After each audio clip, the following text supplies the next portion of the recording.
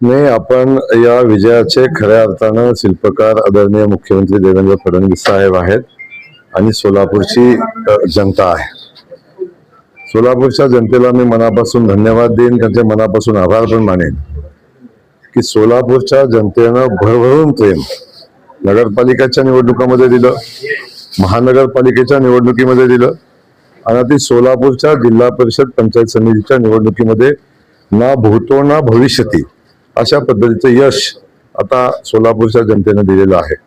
आणि खऱ्या अर्थानं हा मिळालेलं यश हे सोलापूरच्या जनतेचं आहे. परंतु आदरणीय मुख्यमंत्री देवेंद्र फडणवीस यांनी सोलापूर जिल्ह्यासंदर्भात घेतलेल्या भूमिका, सोलापूरच्या विकासासंदर्भात घेतलेल्या भूमिका आणि सोलापूर शहरातल्या लोकांना जो विश्वास होता की आपल्याला दिलेल्या प्रत्येक शब्दाची पूर्ती झाली आणि मुख्यमंत्री महोदय किंवा भारतीय जनता पक्ष आपल्याला या शहरासाठी जे बोलतायत ते करतील, या भावना जनतेमध्ये निर्माण झाल्या. तशाच पद्धतीच्या भावना ग्रामीण भागातल्या जनतेच्या होत्या की आपल्या गावखेड्याच्या पायाभूत सुविधा मजबूत करायच्या असतील, आपल्या भागाचा विकास करायचा असेल तर भारतीय जनता पक्ष आणि आदरणीय देवेंद्र फडणवीस साहेबांच्या शिवाय हे शक्य नाही, हे या जनतेनं जाणलं आणि म्हणून जनतेनं भरभरून आशीर्वाद दिले.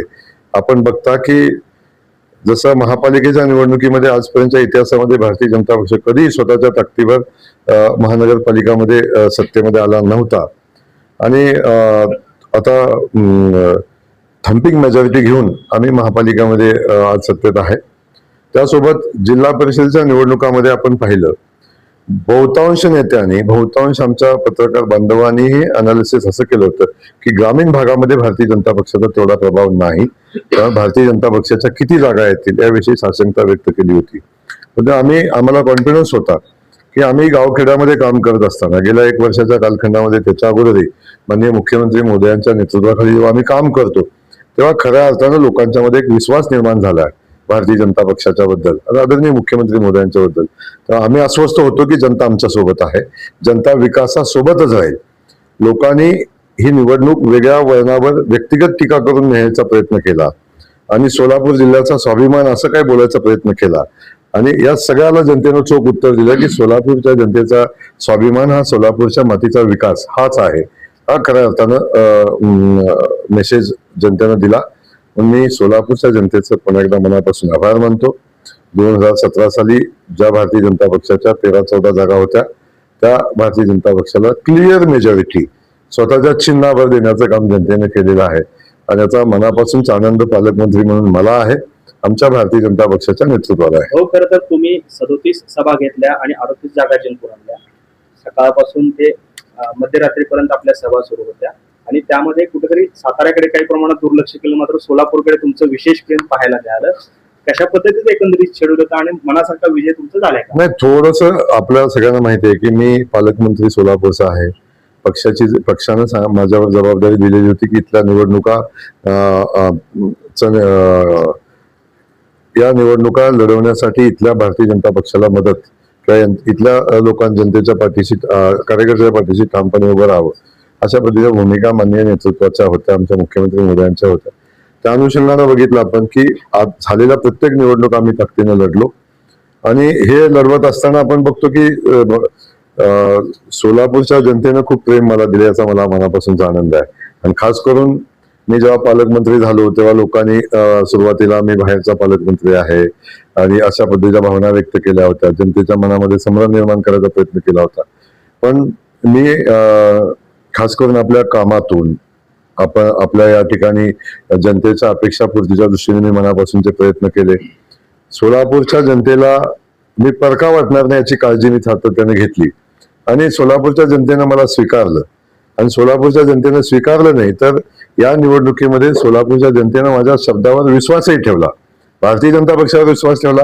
तसा विकासाच्या मुद्द्यावर जे जे मुद्दे मी मांडले त्या मुद्द्यावर जनतेने विश्वास ठेवला. अनेकांनी शंका उपस्थित केल्या की जयकुमार गोरे असं बोलतायत की ते 21 कोटीचा निधी कुठून मिळणार आहेत, याही संदर्भात काय शंका उपस्थित करण्याचा प्रयत्न केला, परंतु जनतेनं ऐकलं नाही. कारण ज्या पद्धतीचं काम आम्ही 1 वर्षामध्ये या जिल्ह्यात केले तेव्हा जनतेचा विश्वास आमच्यावर होता आणि आम्ही दिलेल्या विकासाचं जे विजन होतं किंवा आम्ही विकासाच्या दिलेले शब्द होते याच्यावर जनतेने विश्वास ठेवला आणि आम्हाला भरभरून मतदान दिलं. सोलापूर जिल्हा हा काँग्रेस आणि राष्ट्रवादीचा बालेकिल्ला असं म्हटलं जायचं, मात्र नगरपालिका, महापालिका, नगर परिषद, मार्केट कमिटी आणि आता जिल्हा परिषद म्हणजे एकही निवडणूक अशी नाही 4 ते 5 निवडणुका जिथं भाजपला विशेष यश मिळालं. त्याच्यामध्ये राष्ट्रवादीचे नेते असं म्हणायचे की सोलापूर जिल्ह्याचा डीएनए हा राष्ट्रवादीचा आहे, मात्र आता तो भाजपचा झालाय का असा प्रश्न येतो.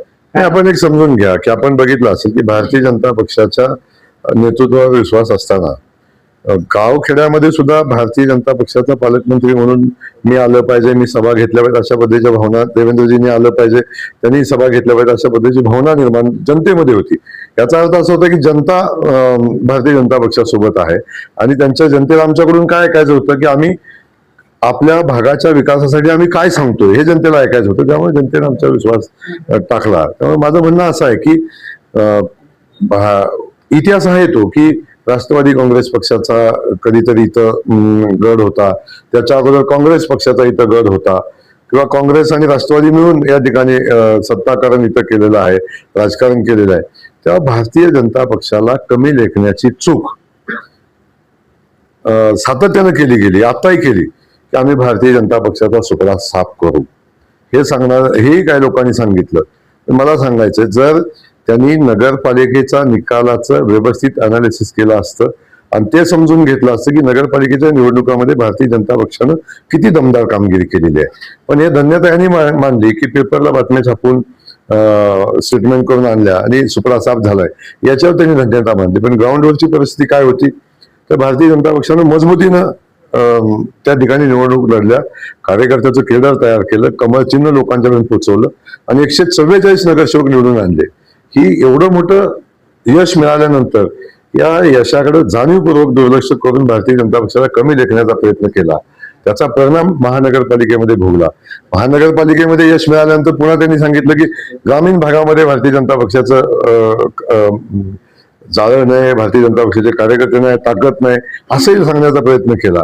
ते पुन्हा स्वतःचं समाधान करून घेण्यासाठी काही लोकांनी सांगितलं आणि काही लोकांनी अकलूजच्या पराभवातून काही शिकले नाहीत. अकलूजचा पराभव होताना 10,000 मतं हे भारतीय जनता पक्षाने घेतलेली आहेत हेही ते विसरले. त्यामुळं स्वतःच सांगण्याचा प्रयत्न केला की आम्हीच इथले राजा आहोत, आम्हीच इथले राज्यकर्ते आहोत असा सांगण्याचा प्रयत्न केला आणि भारतीय जनता पक्षाला कमी लेखण्याचा प्रयत्न केला, कधी कधी खिल्ली उडवण्याचा प्रयत्न केला. म्हणून मी आपल्याला सांगतो की या ठिकाणी भारतीय जनता पक्षानं विकासाचं राजकारण केलंय, विकासाचा अजेंडा जनतेसमोर ठेवलाय आणि आम्ही दिलेला शब्द लोकांच्यासाठी जो शब्द दिलाय ते पूर्ण करण्याचा संकल्प करून आम्ही लोकांना सांगितलंय की आम्ही हे करू. साधारणतरी 13 महिन्याचा काळ झाला सोलापूरमध्ये येऊन, 13 महिन्याचा काळ झाला. या 13 महिन्याच्या काळामध्ये तुमच्याच पक्षाच्या लोकांनी देखील तुम्हाला विरोध केला. तुम्ही नगर परिषदेमध्ये 144 जागा निवडून आणल्या, महापालिकेमध्ये 87 जागा निवडून आणल्या, 60 ठिकाणी 4 ठिकाणी तुमचा नगराध्यक्ष देखील भाजपचे बसले. असा सगळा विरोध होत असताना जिल्हा परिषदेमध्ये हे यश कसं म्हणजे आलं, काय विरोधातनं काय शिकला? मला एक आहे की मला याची जाणीव आहे की भारतीय जनता पक्ष लढत असताना भारतीय जनता पक्षामध्येही काही लोकांना भारतीय जनता पक्षाचा ज्या पद्धतीने वेगानं पुढे जातोय तर नको होतं काही लोकांना, किंवा भारतीय जनता पक्षाचं यशही काही लोकांना पचत नव्हतं. अशी काही लोक इथं आहेत, आजही आहेत. त्यामुळं अशा लोकांना माझं विनंती आहे की इथं व्यक्ती म्हणून कोण नाही आहे, इथं भारतीय जनता पक्षाचं केडर आहे. भारतीय जनता पक्ष म्हणून इथं जिंकलेला आहे. व्यक्तिगत जयकुमार गोरे पालकमंत्री आहे किंवा व्यक्तिगत कोण इथं आहे म्हणून नाही, इथं संघटन मजबूतीनं उभं राहतंय. लोकांची मानसिकता भारतीय जनता पक्षासोबत आहे. अनेक कट करायचा प्रयत्न केला. नगरपालिकेच्या निवडणुकीमध्ये त्या पद्धतीचा प्लॅन झाला. त्यानंतर पालकमंत्री अपयशी झाल्यानंतर काय करायचं याचंही प्लॅन झालं. त्यानंतर महापालिकेच्या निवडणुकीमध्ये तर सगळं रेडीच होतं मटेरियल की काय दुसऱ्या दिवशी काय छापायचंय याची तयारी सगळ्यांनी केली. आता तर भारतीय जनता पक्ष क्लिअर मेजॉरिटीत येणार नाही तेव्हा कुणाकुणाला सोबत घेऊन काय काय करायचं याचंही प्लॅन झालं. आणि आता मी योग्य वेळी तेही सांगेन, पण याचंही प्लॅन झालं की भारतीय जनता पक्षासोबत किती जागा येतील, मग कोणाला सोबत घ्यायचं, मग कशा पद्धतीनं भारतीय जनता पक्षाला अपयश मिळालं, मग ते कुणाला मिळालं याचंही प्लॅन झालं होतं. तोही प्लॅन माझ्या समोर आहे की काय प्लॅन होता. त्यामुळे यातून एक होतं की पक्षाला बदनाम करणं, पक्षाच्या नेतृत्वाला बदनाम करणं, पालकमंत्र्याला बदनाम करणं आणि पक्षापेक्षा आम्ही श्रेष्ठ कसे आहोत हे सांगण्याचा प्रयत्न करणं, अशा पद्धतीच्या काही गोष्टी इथं झाल्या. परंतु मी जनतेला मनापासून धन्यवाद देईन, भारतीय जनता पक्षाच्या केडरला मनापासून धन्यवाद देईन, कार्यकर्त्यांना मनापासून धन्यवाद देईन की त्यांनी या कुठल्याही प्रलोभनाला बळी न पडता त्यांनी ताकदीनं भारतीय जनता पक्षाचं काम केलं. आणि खास करून माननीय मुख्यमंत्री देवेंद्रजींना मनापासून धन्यवाद देईन की अगदी प्रतिकूल परिस्थितीमध्ये सुद्धा भारतीय जनता पक्ष म्हणून आमच्या सगळ्यांच्यावर देवेंद्रजींनी विश्वास टाकला आणि त्या विश्वासाला आम्ही पात्र ठरलो. भाऊ 13 महिन्यात ऑपरेशन लोटस सक्सेसफुल झालं. भाऊ 13 महिन्यात ऑपरेशन लोटस सक्सेसफुल झालं. पुढचं मिशन काय असेल? आता मी सांगितलं मध्ये की जिल्हा परिषदेचा अध्यक्ष जो आहे तो ओबीसी साठी राखीव आहे ते, तर त्याच प्रवर्गाला मिळेल की पुन्हा ते सर्टिफिकेट वगैरे काढले जातात अलीकडे त्याला वेळ? मी आपणाला एक गोष्टीचं क्लिअर सांगतो की अजून अध्यक्ष निवडीची कुठलीही प्रक्रिया चर्चेतच नाही, त्यामुळे मला वाटतं त्याच्यावर चर्चा करणं उचित नाही.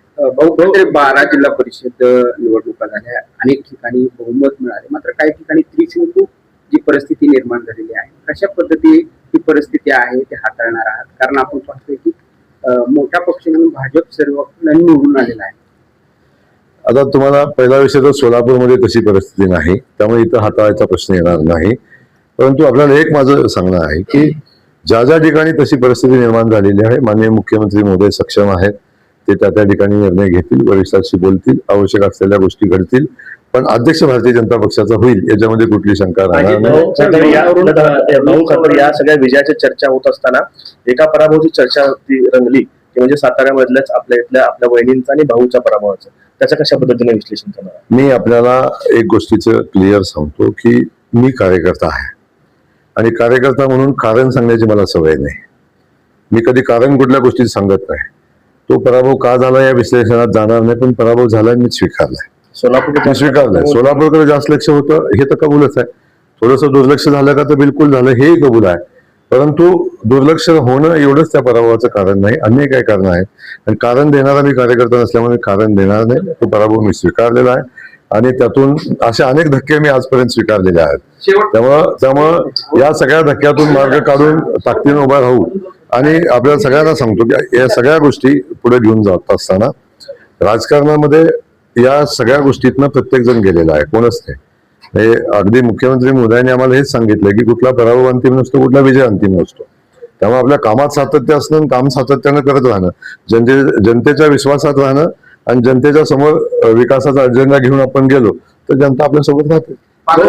पालकमंत्री गुंड आहेत, हे दहशत माजवतात असंच त्यांनी सांगितले, काय सांगाल? आता तुम्ही साक्षीदार आहेत, मी गुंड आहे का नाही तुम्हाला माहिती आहे. आपण 13 महिन्याच्या कालखंडात मला चांगला अनुभवलेला आहे आणि त्यामुळे किती जणांना त्याचा इम्पॅक्ट आलेला आहे हे तुम्ही बघितलेलं आहे. त्यामुळे ते काय म्हणतात याला झिरो किंमत आहे. पण एक सांगतो की जे सांगतायत ते मोठे गुंड आहेत. त्यांच्यावरचे गुन्हे, माझ्यावरही काही गुन्हे आहेत, पण त्यांच्यावरचे गुन्हे, त्यांच्यावरची परिस्थिती, त्यानंतर न्यायालयीन प्रक्रियेमध्ये पोलीस स्टेशनमध्ये असलेले प्रलंबित गुन्हे, या सगळ्याचा विचार केला आणि आज माळशिरसमध्ये जे वातावरण आहे आपण आज बघितलं की माळशिरसमध्ये कुठल्या पद्धतीचं वातावरण आहे की इव्हन अनेक लोक कार्यकर्त्यांना मारहाण झालेली आहे भारतीय जनता पक्षाच्या. ज्या पद्धतीची मतं भारतीय जनता पक्षानं गावागावात घेतली त्यातून अनेक कार्यकर्त्यांना दमबाजी, मारहाण हे प्रकार झाले. त्यातून एक तर विषय असा समोर आला की आमचे तिथले माजी आमदार राम सातपुते यांच्यावर हल्ला करण्याचा प्रयत्न झाला आणि एक माहिती अजून पुढे येते की आज पोलीस तपास करतायत की त्यांच्या खुनाचाही कट करण्यात आला आणि तो कट कुणी केला हेही आपल्याला या अनुषंगानं भविष्यात समोर येईल त्या माहिती सगळ्या. त्यामुळे अशा पद्धतीनं कोण गुंड आहे, कोण काय आहे या संदर्भात आपल्या काही माहित्या पुढे येतील आणि तेव्हा आपण त्यावर चर्चा नक्की करू. अजितदादांच्या विमानाचा जो अपघात झाला त्यावरून रोहित पवारांनी पत्रकार परिषद घेतली आणि त्यामधून त्यांनी कंपनीवर गंभीर स्वरूपाचे आरोप केलेले आहेत आणि याची निष्पक्ष चौकशी सरकारने आणि त्यांच्या सुरक्षा यंत्रणा ज्या आहेत त्यांनी याची चौकशी करावी तपास यंत्रणांनी, अशी मागणी सरकारकडे केलेली आहे. काय वाटतं रोहित पवारांच्या या सगळ्या? आदरणीय रोहित पवारांनी जी भूमिका मांडलेली आहे की त्याची चौकशी झाली पाहिजे, अवश्य त्याची चौकशी झाली पाहिजे. पण मी आपल्याला एक सांगतो की त्या विमान अपघाताची चौकशी चालू आहे. ब्लॅक बॉक्स मिळालेला आहे, त्या अनुषंगाने चौकशी होते. मला अधिकचं त्या संदर्भात बोलणं मी बोलणं उचित नाही, पण त्याची चौकशी चालू आहे आणि त्या सगळ्या चौकशा होतील त्यासाठी वेगळं काय सांगायची मला वाटते आवश्यकता नाही आहे. पण चौकशी चालू आहे, चौकशीतून तथ्य पुढे येईल. त्यांचा असा संशय आहे की ते घातपातच आहे, अपघात नसून, आणि त्यामुळे चौकशी जी आहे ती भारतातल्या कंपन्यांना देता तर भारतातल्या एजन्सी देतात, फॉरेन मधल्या एजन्सीजला ही चौकशी दिली पाहिजे असं त्यांनी मागणी केली आहे. अजितदादांचा झालेला अपघात हा दुर्दैवी आहे, त्याची चौकशी झाली पाहिजे. मग ते कुठल्या एजन्सी मार्फत व्हावी हा विषय जो येतो तो माननीय तपास यंत्रणा ठरवतील आणि राज्य सरकार ठरवेल, केंद्र सरकार ठरवेल आणि त्याचा निर्णय ते घेतील. तो मोदीची एक संकल्पना होती, घर तिथं नळ, जे ग्रामीण भागात तालुक्यात होते. आम्ही जाऊन बघितलो तर तिथं दिसत नाहीत, काय भागात दिसतात आणि काय भागात दिसत नाही. यासाठी तुमचा प्रयत्न काय असणार? नाही, आता तो विषय मोदीजींची संकल्पना आहे. अख्ख्या देशभर हर घर नल से जल हा जो मोदींचा संकल्प आहे तो संकल्पानुसार काम चालू आहे. काही ठिकाणी कामं अजून अपूर्ण आहेत, काही ठिकाणी कामं होत आहेत, काही ठिकाणी पाणी पोचले, काही ठिकाणी स्वच्छ पाणी मिळते. या सगळ्या गोष्टी आपण सगळेजण पाहतोय आणि जी योजना चालू आहे मला वाटते त्याचं खूप चांगलं यश येताना आपण पाहतोय. त्यातल्या काही गोष्टी, काही उणिवा आहेत, काही अडचणी आहेत, त्या ठिकाणी त्या अडचणी सोडवण्याचं काम चालू आहे. राज ठाकरेंनी एक संघाला पत्र लिहिले, मोहन भागवताना विशेषतः त्यांनी असं म्हटलं की संघाच्या कामाबद्दल आम्हाला आदर आहे, पण भाषा राज ठाकरे साहेबांनी काय पत्र लिहावं आणि ते आमच्या संघ प्रमुखांना लिहावं तो त्यांचा विषय आहे. त्याच्यावर संघ प्रमुख पत्र पाहतील आणि त्यावर प्रतिक्रिया पण देतील. शंभूराज देसाईंच्या कार्यकर्त्यांनी जे आहे ते आपलं एक बॅनर तयार केलेलं होतं, आपला आणि गणेश नाईकांचं, आणि त्यावर असं लिहिलेलं होतं की टांगा पलटी घोडे करावे आणि आपले चेहरे त्याच्यावर लावलेले होते. कुठेतरी आपल्याला सत्तेतलेच मंत्री आहेत, त्यांचे समर्थक कुठेतरी डिवस्ट आहेत. कशा पद्धतीने सामोपचाराने हा साताऱ्यामधला प्रश्न मिळणार? अरे बाबांनो, या गोष्टी राजकारणामध्ये होत राहतात, टीका होत राहते, अशा पद्धतीचे बॅनर पोस्टर होत राहतात आणि सदृढ लोकशाहीचं हे लक्षण आहे. त्यामुळं अशा गोष्टींना फार महत्व द्यायचं नसतं. अनेक लोक इथं बघतात की काही लोक सांगतात पालकमंत्र्याला बोलता येत नाही, पालकमंत्री असा आहे, पालकमंत्री तसा आहे, काही ते वेगवेगळ्या गोष्टी बोलत असतात लोक. त्यामुळे अधिकचं महत्व देणं मला वाटतं योग्य नाही. त्या गोष्टी त्या लेवलच्या आहेत. आम्ही बसून मार्ग काढू, आम्ही सहकारी आहोत आणि सहकारी पक्ष म्हणून पण आहोत, त्यामुळे त्या गोष्टीवर मार्ग काढू. शहराचा जे हद्दवार भाग आहे शहरातला, तर तिथं आजचा मुद्दा चर्चा होती. शहराच्या हद्दवार भागाचा विकास व्हायला पाहिजे यासाठी तुमचा काय प्रयत्न असणार आहे? आणि युजेस जे चार्जेस आहेत आम्ही कशामुळे भरावं? सोलापूरच्या हद्दवाढीचा जो विषय आहे, तिथल्या पायाभूत सुविधाचा विषय आहे. आता आमची बॉडी आलेली आहे, महापौर बसलेले आहेत, आमचे नगरसेवक आहेत. त्या हद्दवाढीच्या प्रश्नासंदर्भात आम्ही नक्की सभागृहात चर्चा करू, मार्ग काढू आणि त्याचं कामही पुढे घेऊ. धन्यवाद.